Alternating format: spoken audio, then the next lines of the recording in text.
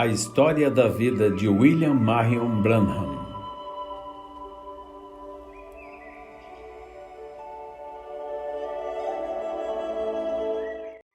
Segunda parte.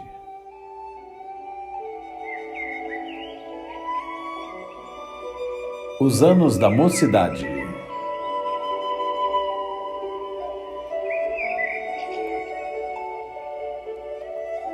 Ao longo de toda a sua vida, o irmão Branham desejou estar no deserto. Com 18 anos, ele partiu de Indiana para as montanhas escarpadas do oeste. Sua estada no Arizona não durou muito tempo, até ele ser forçado a retornar.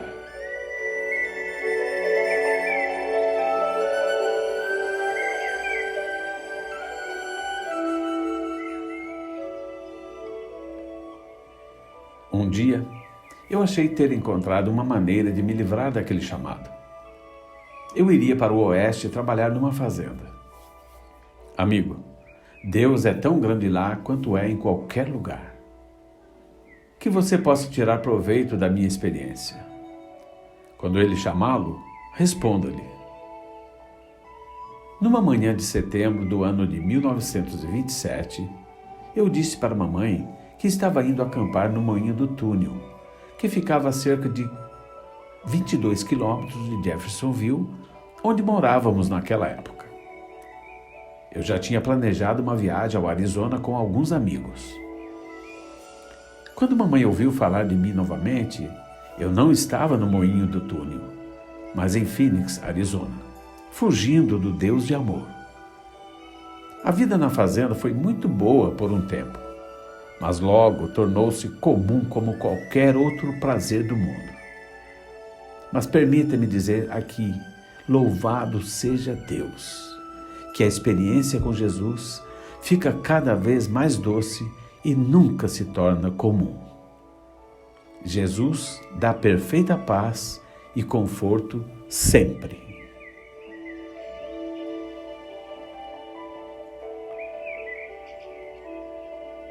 Muitas vezes, eu ouvia o vento soprar pelos altos pinheiros. Parecia que eu podia ouvir sua voz chamando de longe na floresta, dizendo: Adão, onde estás? As estrelas pareciam estar tão perto que você podia apanhá-las com as mãos.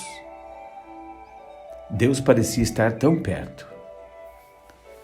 Uma coisa diferente naquela região são as estradas no deserto. Se você sair da estrada, você se perde tão fácil. Tantas vezes, os turistas veem pequenas flores no deserto e saem do caminho para apanhá-las. Eles vagam pelo deserto e ficam perdidos. E às vezes morrem de sede. Assim é quanto ao caminho cristão.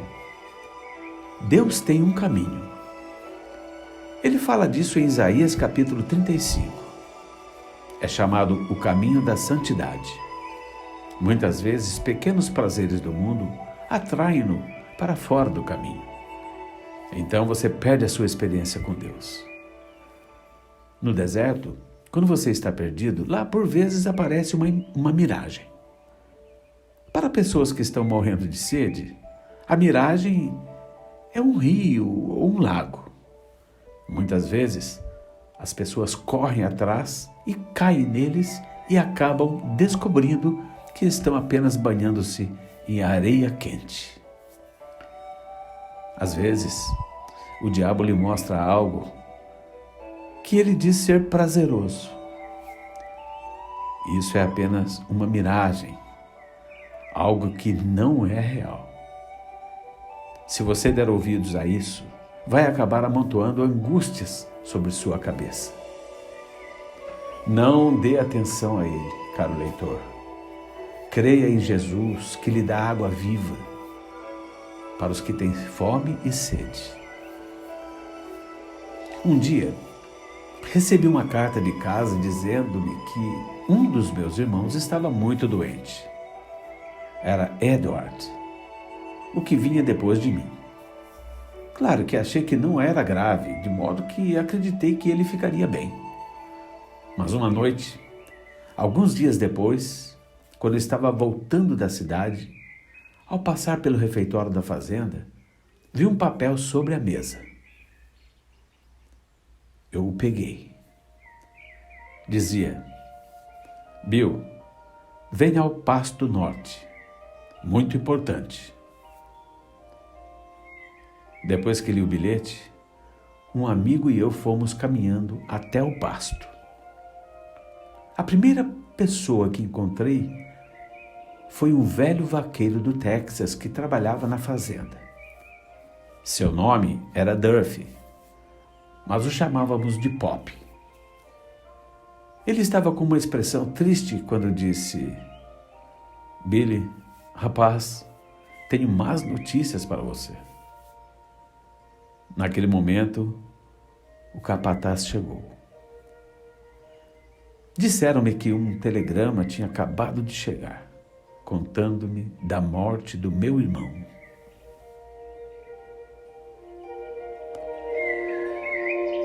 Caro amigo, por um momento não pude me mover. Era a primeira morte em nossa família.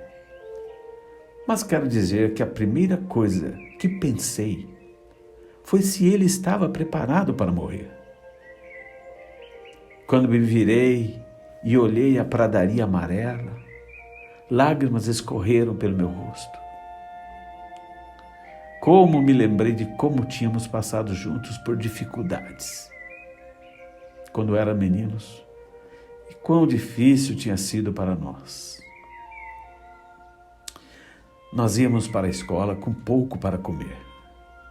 Os dedos ficavam fora dos nossos sapatos e tínhamos que usar casacos velhos presos com alfinetes junto ao pescoço, porque não estávamos usando camisa. Como me lembrei também que um dia a mamãe pôs um pouco de pipoca num pequeno balde para o almoço. Nós não comíamos com o resto das crianças. Não podíamos comprar a comida que elas tinham. Sempre subíamos sem ser notados para uma parte separada e comíamos. Lembro-me do dia em que tínhamos pipoca. Achamos ser um verdadeiro banquete. Então, para garantir a minha parte, eu saí antes do meio-dia e apanhei um bom punhado, antes do meu irmão pegar a sua parte. Então, lá de pé, olhando para a pradaria ressecada pelo sol, pensei em todas essas coisas. E me perguntei se Deus o tinha levado para um lugar melhor.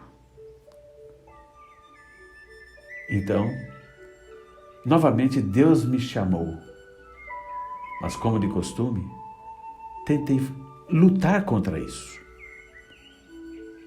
Aprontei-me para ir para casa para o funeral, quando o reverendo McKinney da igreja de Port Fulton, um homem que é como um pai para mim, fez o seu funeral. Ele mencionou que pode haver alguns aqui que não conheçam a Deus. Se assim for, aceitem-no agora. Oh, como me agarrei ao meu assento. Deus estava tratando comigo novamente. Caro leitor, quando ele chamar, responda-lhe. Nunca vou esquecer como meus pais, coitados, choraram após o funeral. Eu queria voltar para o oeste, mas mamãe pediu-me tanto para ficar que finalmente concordei em ficar se conseguisse achar um trabalho. Logo, consegui emprego na Companhia de Serviço Público de Indiana. Cerca de 2 anos depois, ao testar medidores na oficina de medidores da empresa de gás de New Albany, fui intoxicado pelo gás e por semanas sofri com isso. Fui a todos os médicos que conhecia. Não conseguia obter alívio. Eu sofria de acidez no estômago, causado pelos efeitos do gás. Só piorava. Fui levado a especialistas em Louisville, em Kentucky. Finalmente disseram que era meu apêndice. e disseram que eu tinha que fazer uma operação. Eu não podia acreditar porque nunca tive dor do lado. Os médicos disseram que não podiam fazer mais nada por mim até que eu fizesse uma operação. Finalmente concordei em fazê-la, mas insisti que usassem anestesia local para que eu pudesse assistir à operação.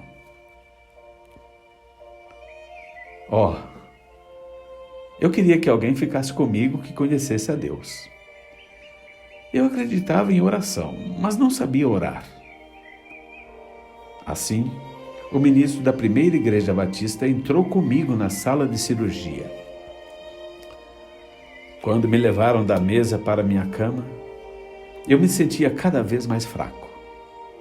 Meu coração mal estava batendo. Eu sentia a morte sobre mim. Minha respiração foi ficando mais curta. Eu sabia que tinha chegado ao fim da minha jornada. Amigo, espere até chegar aí uma vez. Então você vai pensar num monte de coisas que tem feito. Eu sabia que nunca tinha fumado, bebido ou tido quaisquer hábitos impuros, mas sabia que não estava preparado para me encontrar com meu Deus. Meu amigo, se você é apenas um membro de igreja frio e formal, você vai saber quando chegar ao fim que não está preparado. Então, se é só isso que você conhece sobre meu Deus, eu lhe peço que agora mesmo fique de joelhos e peça a Jesus para lhe dar aquela experiência do novo nascimento, como ele disse a Nicodemos em João capítulo 3. E como os sinos da alegria vão tocar. Louvado seja o seu nome.